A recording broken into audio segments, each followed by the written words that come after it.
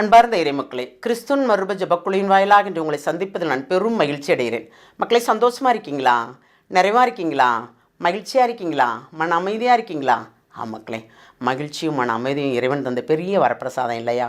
இந்த வரப்பிரசாதத்தால் யாரையும் நம்மகிட்டருந்து பிடிக்கிறவே முடியாது. ஏன்னா அவர் தந்தது. அவர் ஆசீர்வதிக்க நினைச்சால் யாராலையுமே தடுக்க முடியாது. அவர் தடுக்க நினைத்தால் யாராலையுமே கொடுக்க முடியாது. இதை மட்டும் மனசில் வச்சுக்கோங்க. இன்று என்னோடு இயேசு இருக்கிறார். இன்று இயேசு எனக்கு என்னென்ன தர வேண்டும் என்று அவர் திட்டமிட்டு இருப்பார். நான் கேட்பதற்கு மேலாக படிகளப்பவர் என்று நீங்கள் யோசித்து பாருங்கள். அதை நிறைவாக செய்வார். இன்று அவர் நமக்கு என்ன இறைவார்த்தை தருகிறார் பார்ப்போமா? திருத்தூதர் பவுல் பிலிப்பியர் எழுதிய திருமுகம் அதிகாரம் 3 இறை வார்த்தை 9-11 முடிய. கிறிஸ்துவோடு இணைந்திருப்பதற்கான நான் இவ்வாறு கருதுகிறேன்.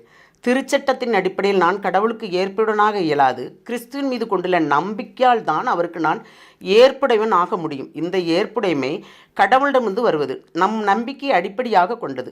கிறிஸ்துவையும் அவர் தம் உயிர்த்தெழுதலின் வல்லமையும் அறியவும் அவருடைய துன்பங்களில் பங்கேற்று சாவில் அவரை ஒத்திருக்கவுமே விரும்புகிறேன். அப்பொழுதுதான் நானும் இறந்தோரிடம் உயிர்த்தெழ இயலும். பிரேஸ்தலாடி. ஏனென்றால் ஒவ்வொருவரும் ஒவ்வொரு விதத்தில் துன்புறுறாங்க இல்லையா? மனிதர் தான் புனிதராக மாறுறாங்க. பிறக்கும் போதவே புனிதராக வந்தாங்க இல்லை. ஒவ்வொருத்தரும் ஒவ்வொரு குற்றங்கள், குறைகள், நோய்கள், நொடிகள் எல்லாமே இருக்குது. எல்லா செயலுமே இருக்குது.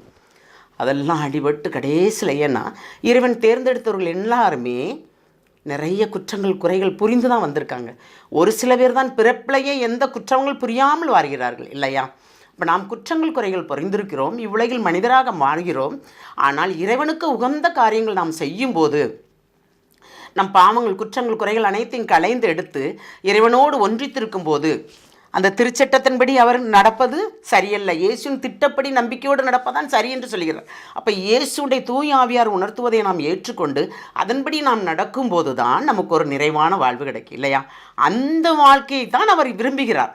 அப்போ தான் நம்ம மரித்தாலும் இயேசுவோடு சேர்ந்து நம்ம உயிர்த்தெழுதலில் நிற்போம். இயேசு கூட நிற்போம். நம்ம உயிர்த்தெழுதும் போது நன்று நல்ல பணியாளர்களை எங்கிட்ட வாங்கன்னு சொல்லி கூப்பிட்ற அளவுக்கு நம்ம நிற்போம். அப்போ நம்ம எந்த வகையில் நிற்கணும்? அவர் நமக்கு இப்போ தான் உணர்த்துறார். எந்த வகையில் இருக்கணும்? உங்களை எனக்கு தெரியாதுன்னு சொல்கிற நிலையில் இருக்கணுமா? வாங்க என் மக்களே அப்படின்னு அவர் இறைமக்களை வாங்கன்னு நம்மளை கூப்பிட்ற நிலையில் இருக்கணுமா? யோசிப்போமா? ஏனென்றால் இது ஆன்மாக்களின் மாதம் இல்லையா? இந்த நாளில் நாம் எவ்வளவு ஜெபிக்கிறோம், என்ன செய்கிறோம், எல்லாமே ஒரு கணக்கு இருக்கும்.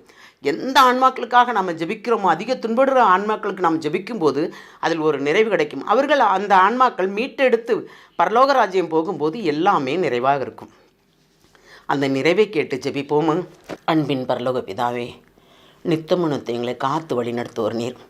எது நடந்தாலும் உம்முடைய வார்த்தையை அறிவிப்பது மட்டும்தான் எங்களுக்கு என்று நாங்கள் நினைக்கும்போது, ஆமாண்டவரே, எல்லா இடையூறுகளையும் களைந்து நீர் எங்களை நிறைவாக ஆசீர்வதிப்பீர். அந்த ஆசீர்வாதத்தை மட்டும்தான் கேட்குறோம் ஆண்டவரே. அந்த ஆசீர்வாதம் தந்தால் போதும் ஆண்டவரே. நீர் தருகின்ற ஒவ்வொரு ஆசீர்வாதத்திற்கும் நன்றி கூறம்பா. உம்முடைய இறை மக்களையும் பாவத்தில் விழுந்த மக்களையும் நீர்தாமே ஒன்று கூட்ட வேண்டும் ஆண்டவரே. பாவத்திலிருந்து வெளியே வந்து அவர்கள் உம்மோடு சேர்ந்து நடக்கும்போது அதில் கிடைக்கின்ற இன்பம் வேறல்லவா? அப்படி சொல்பவர் தானே நீர். ஆமாண்டவரே, ஆன்மாக்கள் மீட்பும் பணியை கொடுத்தவரே, நாங்கள் நல்ல ஆன்மாக்களை உம்மிடம், பாவத்தில் விழுந்து உம்மிடம் இருக்க அந்த ஆன்மாக்களை மீட்டு கொண்டு வந்து உம்மிடம் தரும்படி எங்களை ஆசீர்வதியும். எல்லா குற்றங்குறைகள் நாங்கள் எது சேர்ந்தாலும் எங்களையும் மன்னித்து தீமையானவற்றை நன்மையாக மாற்றும் வரத்தை தர வேண்டும் என்று உம்மிடம் இறைஞ்சி மன்றாடுகிறோம். எங்கள் ஜெபம் கேட்கும் நல்ல பிதாவே. ஆமேன், ஆமேன், ஆமேன்.